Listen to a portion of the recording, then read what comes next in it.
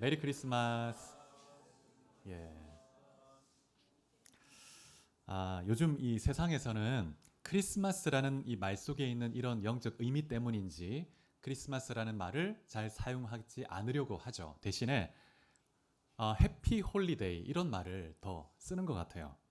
세상이 점점 더 반기독교적으로 변해가고 있는 한 대목이 아닌가 생각이 듭니다. 이러한 때에 우리 교회가 예수님이 정말 이 크리스마스의 주인공이라는 것을 더 드러낼 필요가 있죠. 어떻게 드러낼 수 있을까요? 정말 사랑과 섬김의 빛을 비춤을 통해서 정말 주님이 이 크리스마스에 온 세상의 왕이시고 주인공 되심을 드러낼 수가 있습니다. 가까운 교회 근처 이웃들에게부터 우리가 주님의 사랑을 보여줄 필요가 있겠죠. 어제 교회 주변 이웃에게 사랑의 선물을 나눠 주었습니다. 우리 한 분 한 분 우리 성도님들이 미리 자비를 가지고 또 선물을 준비해서 포장도 하고 일일이 하고 그래서 나가서 전해 주었습니다. 하나님께서 기쁘게 여러분의 헌신과 수고를 받으신 줄 믿습니다. 하나님께서 여러분의 헌신을 통해서 그 수고를 통해서 주의 나라를 확장해가는 귀한 도구로 쓰실 것입니다. 그래서 우리 주님 사랑교회 이러한 사랑의 수고가 이 동네를 넘어서 이제 이 진주 시내 서부 경남으로 또 북한으로 열방까지 이 주님 사랑교회 사랑의 그 수고가 사랑의 기도와 헌신이 흘러갈 수 있기를 축복합니다. 그래서 주님이 다시 오실 때 너는 주님 사랑교회 성도냐? 내가 너를 칭찬한다. 이런 칭찬을 들을 수 있는 그런 우리 교회가 되면 정말 좋겠습니다. 오늘 본문을 살펴보면서 우리가 이미 잘 알고 있는 복음의 소식을 다시 한번 묵상하고 우리 마음속에 새겨보기를 원합니다. 8절에 보면 목자들이 밤에 양떼를 지키고 있었다고 말씀하고 있습니다. 목자들이 양떼를 치던 곳은 예루살렘과 베들레헴 사이에 있는 목초지였을 것입니다. 유대 전승에 의하면 이곳에서 기르던 양들은 성전에서 희생 제사를 드릴 때 쓰여졌던 그런 양들이었다고 합니다. 성전에서 희생 제사로 쓸 양들을 늘 돌보았던 이 목자들이 지금 온 인류의 죄를 대속할 어린 양 예수에 대한 소식을 듣고 있는 거예요. 그래서 목자들 앞에 갑자기 주의 사자가 나타나고 주의 영광의 빛이 쫙 둘러 비추었습니다. 그러자 목자들이 크게 두려워 떨었다고 말씀하고 있습니다.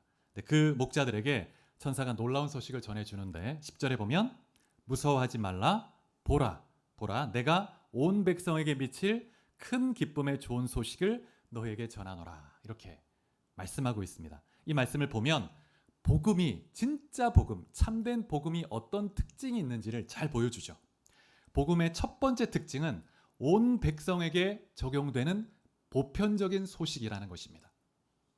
여러분 세상 사람들이 말하는 좋은 소식은 다 사람들마다 다 다릅니다. 일시적이고 그리고 상대적입니다.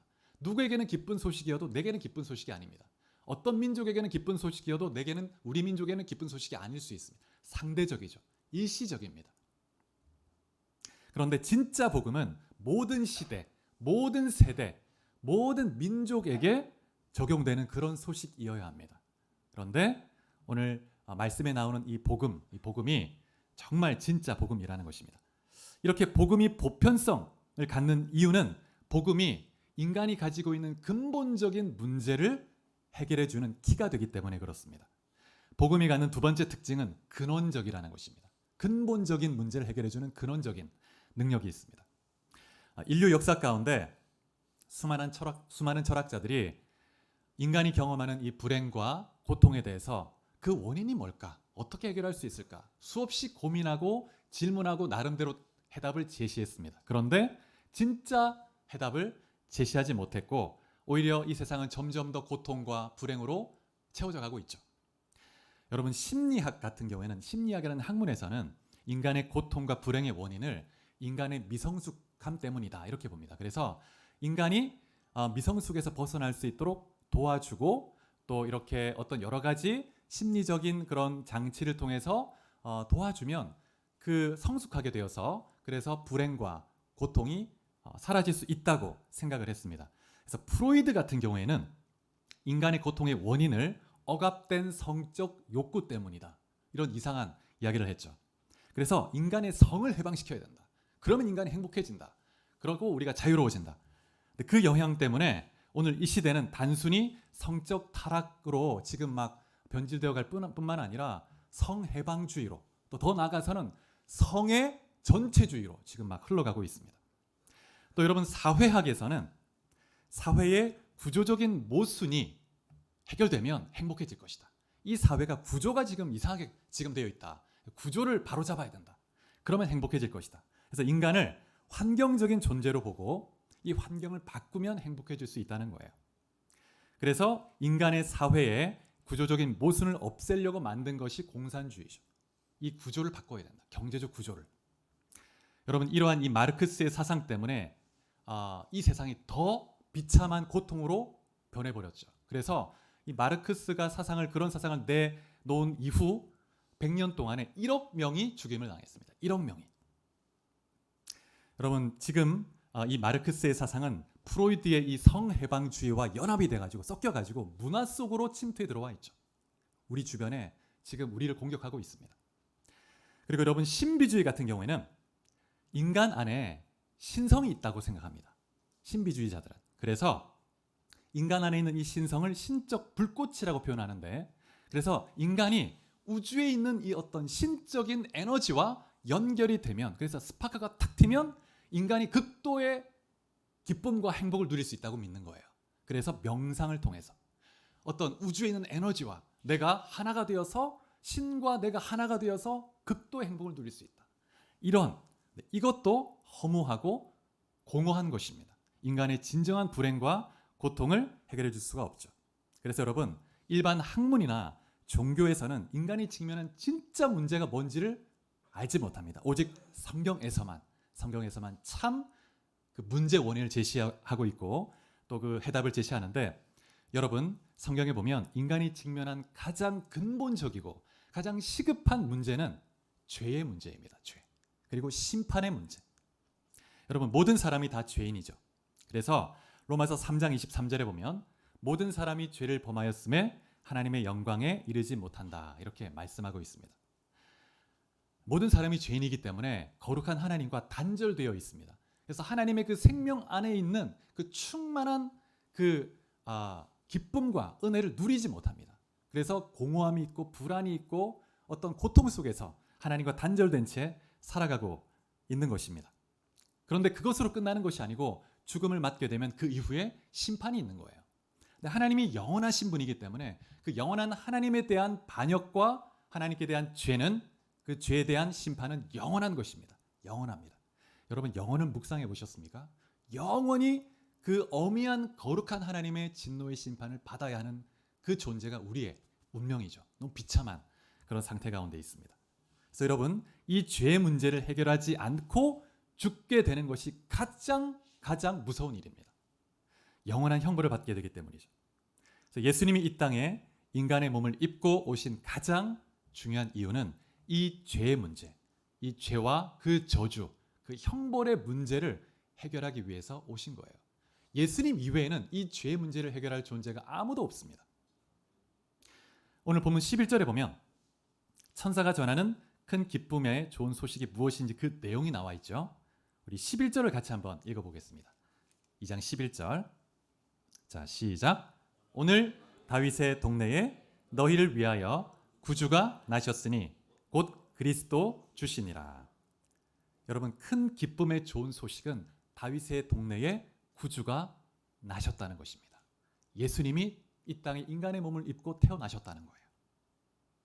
이것이 최고의 기쁨의 소식입니다. 이 소식은 특정 개인이나 특정 민족만이 아니라 모든 시대, 모든 세대, 모든 민족에게 적용되는 소식입니다. 모든 사람이 죄인인데 그 죄를 해결할 유일한 구주로 오셨기 때문이죠. 자, 마태복음 1장 21절 말씀을 또 한번 읽어보겠습니다. 자, 이 앞에 스크린 보시고 시작.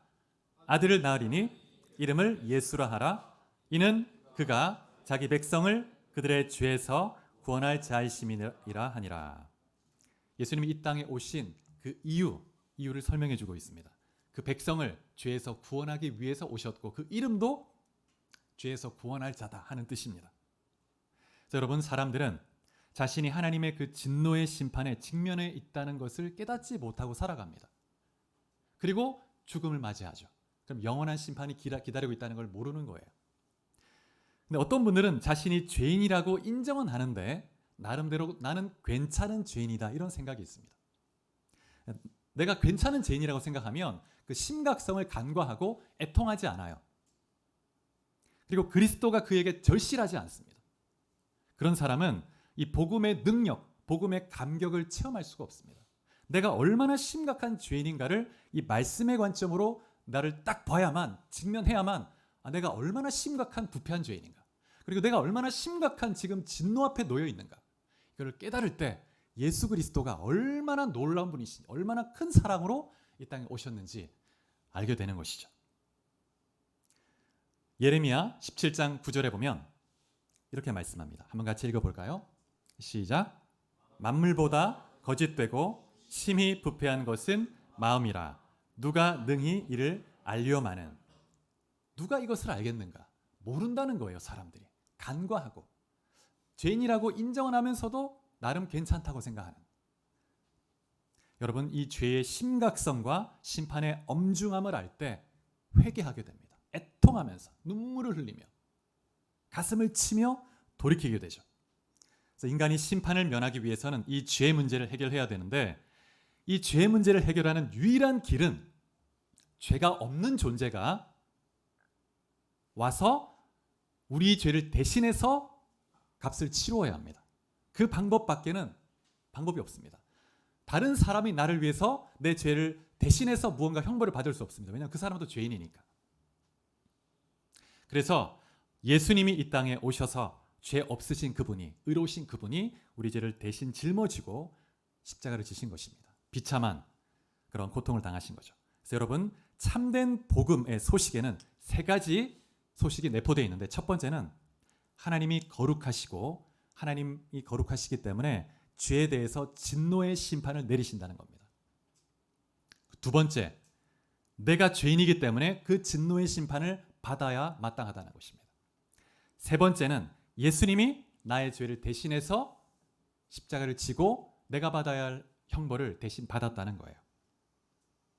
그래서 이 복음의 이 세 가지 소식을 인식하고 주님을 받아들이는 것이 믿음이죠.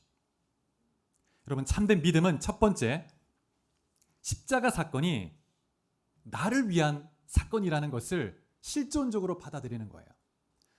내가 정말 얼마나 심각한 죄인인가, 그리고 얼마나 엄중한 진노 앞에 놓여져 있는가, 심판을 받아야 되는 존재인가를 자각하면 그리스도가 나를 대신해서 십자가에 죽었다는 이 사실이 너무나 감격적인 일이 됩니다. 그리스도만을 붙들게 돼요. 그리고 절대 타협할 수 없습니다. 예수 외에는, 오직 예수, 오직 예수. 예수 외에는 그 무엇도 나를 구원할 자가 없다. 이런 확실한 믿음과 감격이 있게 됩니다. 그리고 참된 믿음은 그 십자가 사건이 나를 향한 하나님의 엄청난 사랑의 확증이라는 감격이 있죠. 나를 얼마나 사랑했으면 독생자들을 이렇게 비참하게 잔인하게 죽일 수 있는가, 십자가에서 아무런 죄가 없는 그분을. 그것이 나를 향한 놀라운 사랑이라는 감격이 있는 거예요. 여러분 안에 그러한 감격이 살아날 수 있기를 축복합니다. 그래서 날마다 우리는 그 십자가를 바라보며 묵상하는 훈련을 해야 합니다. 예수님의 제자는 자기 십자가 지고 주님을 바라보면서 따라가는 존재입니다. 주님의 십자가를 묵상하고 주님의 발자취를 묵상하고, 그러면서 주님이 날 위해서 십자가에 달리신 그 사랑을 묵상하는 그 묵상을 통해서 우리 안에 무한한 감격과 기쁨과 소성함이 있는 것입니다. 그리고 여러분, 참된 믿음은 단지 내가 예수를 믿음으로 죄사함 받고 생명 얻고 심판을 피하는 것만이 아니라 예수님을 나의 왕으로, 나의 주인으로 영접하는 거죠. 그래서 주님의 통치를 받아들이는 것입니다. 이제 주님이 나의 주인 되고 왕이신 거예요. 나는 가진 것이 아무것도 없습니다. 내 모든 주권을 주님께 이양하는 거예요. 주님이 내 모든 것의 주인이 됩니다. 내 생명까지도 주님이 주인이 되시는 것입니다. 그래서 이러한 믿음을 아주 잘 보여주는 말씀이 마태복음 13장에 나오는 천국 비유 중에서 밭에 감추인 보화의 비유죠. 믿음이 무엇인가를 너무나 잘 보여줍니다. 한 소장농이 밭을 갈고 있는데 밭에 보물 상자를 발견한 것입니다. 여러분이라면 어떻게 하시겠습니까? 이 소장농이 가서 자신의 재산을 다 팔아가지고 그 주인에게서 이 밭을 다 샀다고 이야기합니다. 그럼 이게 믿음이에요. 믿음. 믿음은 복음을 내 모든 것으로 사는 것입니다. 사는 거예요. 그래서 여러분 우리가 전도할 때 예수를 믿으십시오 이렇게 말할 때 이 전도의 목표는 뭐냐면 한 영혼이 자신의 전권을 주님께 이양하도록 하는 데가 우리가 목표가 되는 거예요. 예수를 믿으십시오. 이 말은 당신도 당신의 전권을 한번 예수님께 드려보시겠습니까? 그러면 주님이 당신의 모든 것을 책임지고 인도하실 것입니다. 영원한 천국까지 이끄실 것입니다. 맡기는 거예요. 가정의 문제, 자녀의 문제, 모든 것을 주님께 다 맡기고 주님만 바라보며 따라가는 것입니다. 그래서 참된 믿음 안에는 전심이 있습니다. 전심. 99%가 아니고 100%의 전심이 그 믿음 안에 포함되어 있죠. 그래서 이 전심이라는 이 마음 안에는 세 가지 요소가 있는데요. 첫 번째는 우선순위, 두 번째는 초점, 세 번째는 대가의 지불입니다.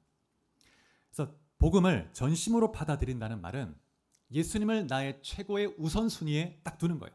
항상 주님이 나의 모든 것에 우선하는 우선순위가 되십니다. 두 번째는 예수 그리스도에게 내 초점을 딱 맞추는 겁니다. 그리스도에게서 초점을 놓치지 않고 끝까지 평생 그리스도만을 딱 바라보며 따라가는 거예요. 여러분 우리의 영적 침체의 시작은 우리의 시선이 주님께로부터 멀어질 때 영적 침체가 시작됩니다. 항상 주님을 딱 바라보아야 합니다. 그리고 세 번째, 어떤 대가를 지불하더라도 내가 주님을 따르겠습니다 하는 그것이 전심이죠. 어떤 대가를 지불하더라도. 왜냐하면 주님이 나의 모든 것이고 진짜 생명이 되시기 때문에 주님에게만 영원한 생명이 있기 때문에 어떤 대가를 지불하더라도 주님을 따르겠다 하는 것이 복음의 선포입니다. 그래서 우리가 복음을 전할 때 예수를 믿으십시오 하는 의미는 모든 것을 다 잃어버려도 어떤 대가를 지불하더라도 이 복음을 받아들이시겠습니까? 하는 이런 의미가 있습니다. 엄청난 의미죠. 엄청난. 우리 오늘 본문으로 좀 다시 돌아가서 12절에 보면 천사가 말하기를 구주가 강보에 쌓여서 누워있다 이렇게 말씀하고 있습니다. 이것이 너에게 표적이다 이렇게 말하고 있죠. 그리고 천군 천사가 나타나서 찬양하는 것을 볼 수 있는데 14절에 보면 어떻게 찬양을 하냐면 우리 다 같이 한번 읽어볼까요? 14절 2장 14절 자 시작. 지극히 높은 곳에서는 하나님께 영광이요 땅에서는 하나님이 기뻐하신 사람들 중에 평화로다. 아멘. 여러분 그리스도 안에 진정한 평화가 있다는 것을 믿으시기 바랍니다.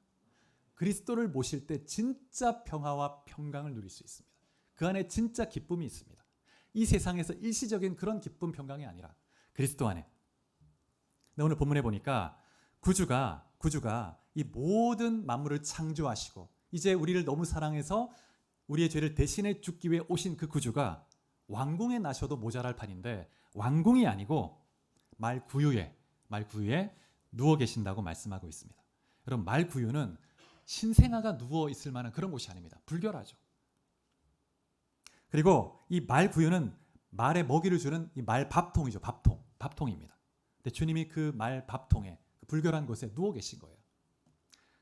이 모든 만물을 창조하신 그분이 정말 비천하고 비천한 그곳에 여러분 사도 요한이 반모섬에서 그리스도를 만났을 때 그리스도의 영광을 보았는데 너무나 영광스러워서 그 옷이 너무나 희고 빛이 찬란해서 그 앞에 서 있을 수가 없습니다. 그래서 쓰러져서 죽은 자처럼 되었다고 말합니다. 그만큼 거룩하고 영광스러운 분이신데 그 영광의 보좌를 버리고 이 땅에 찾아오셨는데 근데 이 땅에서 가장 낮은 그 불결한 말구유, 말밥통에 누워 계신 거예요. 여러분 이 장면은 우리에게 참 여러 가지 생각을 하게 합니다. 이 장면을 볼 때 첫 번째 여러분 예수님이 말구유에 누이셨다는 것은 주님의 그 마음과 성품을 보여줍니다. 얼마나 겸손한 분이신가. 섬김을 받기 위해 온 분이 아니고 정말 섬기기 위해서 정말 가장 낮은 곳에 오신 거예요. 여러분 예수님이 예루살렘에 입성하실 때도 당시의 황제는 큰 흰 말을 탑니다. 그런데 예수님은 그렇게 큰 흰 말을 타는 게 아니라 낙이 새끼를 타는 거예요. 왜냐하면 온유하고 겸손한 분이시기 때문에 낙이 새끼를 타셨다는 거예요. 그래서 여러분, 주님은 정말 겸손함으로 이 땅에 오셔서 섬김의 삶을 몸소 사셨던, 그리고 제자들의 발까지 씻어주셨던 그런 분이시죠. 이런 주님의 모습은 우리 성도가, 주님의 제자가 어떤 삶을 살아야 할지 잘 보여줍니다. 정말 겸손히 섬기는 삶을, 다른 사람의 발을 씻겨줄 수 있는. 두 번째, 주님이 말 구에 누이신 것은 주님이 생명의 양식 되신다는 걸 보여줍니다. 말 밥통에 누이셨어요. 밥통에. 예수님은 우리의 생명의 양식이 되십니다. 자, 요한복음 6장 35절 같이 한번 읽어보시겠습니다. 자, 시작. 예수께서 이르시되 나는 생명의 떡이니 내게 오는 자는 결코 줄이지 아니할 터이요 나를 믿는 자는 영원히 목마르지 아니하리라. 예수님 그분 자신이 생명의 떡이다. 내가 너희를 위한 내가 떡이다. 내 몸을, 내 살을 먹고 마시라고 이렇게 말씀하십니다. 그럴 때 우리가 진정한 생명을 누릴 수 있다. 예수님만이 우리 내면의 영적인 그 굶주림, 이 세상 그 무엇으로도 채울 수 없는 그 정말 그 공허함을 주님만이 채워줄 수 있습니다. 그래서 우리가 주님을 믿을 때, 우리의 마음의 왕으로 영접할 때 주님의 그 생명과 은혜와 능력을 먹고 마시며 누릴 수가 있습니다. 그래서 루터는, 종교개혁자 루터는 이 성경을 어떻게 표현했냐면 예수님이 누워 계신 구유다 이렇게 표현했습니다. 이 성경이 구유인 거예요. 구유. 이 성경은 예수 그리스도를 증거하는 책이기 때문에 이 안에 예수님이 누워 계시다는 거예요. 그래서 우리는 성경을 읽을 때마다 그리스도를 만날 수 있어야 합니다. 그리스도를 보고 그분의 음성을 들을 수 있어야 되는 것이죠. 그래서 여러분, 우리가 이 성탄절에 가장 먼저 생각해야 될 것이 있다면 정말 주님이 어떤 성품을 가지셨는가, 주님이 정말 어디에 오셨는가, 우리가 어떻게 살아야 될 것인지 보여주는 것입니다. 우리가 아마 여러분 한 번씩 들어보셨을 만한 예화가 있는데 제가 잠시 그 예화를 나누고 기도하면 좋겠습니다. 캐나다의 한 교회에서 있었던 일입니다. 크리스마스를 맞이해서 이 교회에서 성극을 준비를 한 거예요. 근데 이 성극의 내용은 예수님의 탄생 이야기인데 베들레헴 여관을 주 배경으로 하고 있습니다. 근데 이 교회에 이 랄프라고 하는 10대 아이인데 지체장애가 있는 아이입니다. 말이 어눌해요. 그리고 정신 연령도 되게 어립니다. 근데 이 아이가 예수님을 너무 사랑하고 연극을 하고 싶다고 막 떼를 썼습니다. 그래서 이 감독을 맡았던 분이 고민하다가 가장 대사가 적은, 비중이 가장 적은 그 역할을 맡겨본 거예요. 그래서 이제 그 역할이 뭐냐면 여관 주인이었습니다. 이 역할은 이제 뭐냐면 마리아와 요셉이 와서 그 문을 두드리면 문을 열어주고 딱 두 마디 하면 되는데 방 없어요. 그 다음에 요셉이 또 한 번 더 요청하면 또다시 방 없어요 하면 그게 답니다. 그래서 이제 그 두 마디인데 이 랄프가 열심히 준비를 했죠. 근데 이제 이 다른 이 감독이나 또 다른 그 역할을 맡았던 분들이 좀 불안하죠. 야, 이 랄프가 사고 치면 어떡하나, 막 엉뚱하게 하면 어떡하나, 중간에 맥이 끊기고 연극이 막 망쳐질 텐데. 그래도 막 그래서 조마조마한 마음으로 드디어 연극이 시작된 거죠. 그런데 이제 마리아와 요셉이 드디어 이제 이렇게 와서 문을 두드렸습니다. 문을 열고 랄프가 방 없어요 이렇게 어눌하게 얘기를 했죠. 그러자 이제 옆에 있던 많은 다른 배역을 맡은 사람들이 안도의 한숨을 내쉬었습니다. 야, 잘했구나. 이제 한 번만 더 하면 되겠다. 이제 생각하고 있는 거예요. 그래서 마리아와 요셉이 한 번 더 간청했습니다. 아기를 낳아야 하는데 방이 없습니다. 방이 없을까요? 그러니까 이제 이 랄프가 문을 열고 방 없어요. 한 번만 딱 하면 되는 거예요. 그러면 이제 딱 흘러가는 거예요. 그런데 이 랄프가 마리아와 요셉을 한참 쳐다보다가 울기 시작하는 거예요. 너무 몰입된 거예요. 이 랄프가. 그래서 방 있어요. 방 있어요. 방 있어요. 내 방으로 오세요. 내 방으로 오세요. 이렇게 말하는 거예요. 사고를 친 거예요. 사고를. 그래서 정말 사고를 쳤지만 위대한 사고를 친 거죠. 내 방으로 오세요. 내 방으로. 여러분이 여관 주인이었다면 어떻게 하시겠습니까? 여러분, 지금 주님께서 여러분의 마음의 문을 두드리고 계십니다. 주님께서 여러분에게 얘야, 내가 네 안에 있는 방에 머물 수 있겠냐? 이렇게 질문하십니다. 그러면 여러분 어떻게 말씀하시겠습니까? 여러분 문을 열고 주님 방이 있습니다. 주님 내 마음에 오세요. 내 집의 주인이 되어주세요. 주님이 기쁨으로 여러분 안에 들어오셔서 여러분을 통치하고 다스리는 왕이 되실 것입니다. 그리고 여러분 안에 있는 모든 어둠이 떠나가고 주님의 그 충만한 하늘의 기쁨을 부어주실 텐데, 그러면 이 세상에 어떠한 어려움과 외적인 환난과 고통과 갈등과 이런 것이 다 와도 그것이 내 안에 있는 주님께로부터는 기쁨을 압도하지 못합니다. 내 안에 있는 주님의 기쁨이 세상의 모든 걸 다 압도해 버리는 거예요. 그래서 베드로전서 1장에도 보면 예수를 보지 못한 그들이 핍박 속에 있습니다. 예수님을 믿는 것 때문에. 그런데 말로 표현할 수 없는 영광스러운 즐거움으로 기뻐한다고 말합니다. 여러분 그것이 복음의 능력입니다. 여러분 한 분 한 분이 그러한 복음의 생명과 은혜와 능력을 누리는 귀한 삶이 될 수 있기를 축복합니다. 같이 기도하실까요? 여러분 안에 이미 주님이